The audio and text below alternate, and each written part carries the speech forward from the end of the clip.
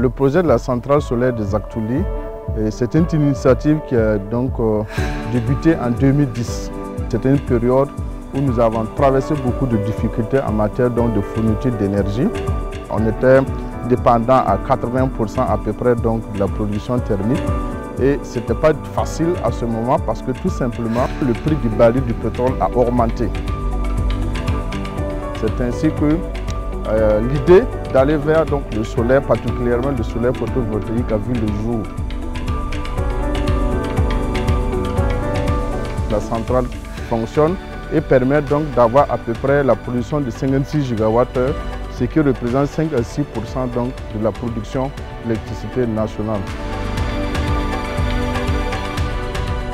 Nous estimons la production de carbone évité entre 30 et 40 000 tonnes de CO2 par an.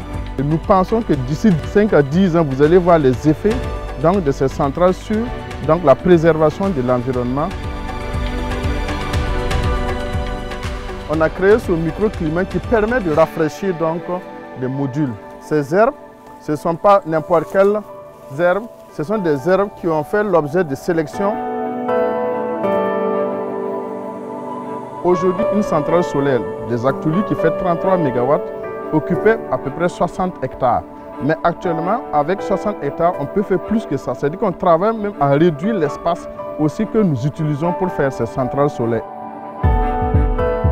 Quand vous prenez cette centrale qui injecte sur le réseau national interconnecté, ça veut dire que le paysan qui est assis à Koudou, qui est assis à Sapaga, utilise même cette énergie. Et de manière directe, la construction de cette centrale a permis d'employer 400 à 500 personnes.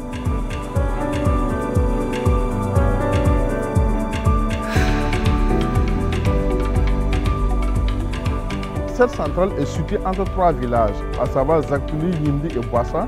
Et ils ont bénéficié des retombées de cette centrale parce qu'il y a les CSPH qui ont été alimentés, il y a des marchés qui ont été alimentés, il y a des maisons de jeunes qui ont été alimentées.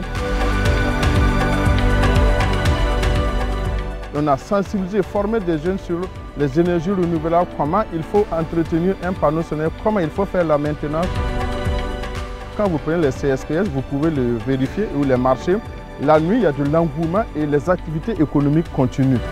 Avant, pour stocker les médicaments, c'était difficile. Et maintenant, avec cette centrale qui permet d'alimenter de manière très efficace les systèmes de refroidissement, ils arrivent à conserver donc les produits. Le soir, il faisait sombre dans la cour.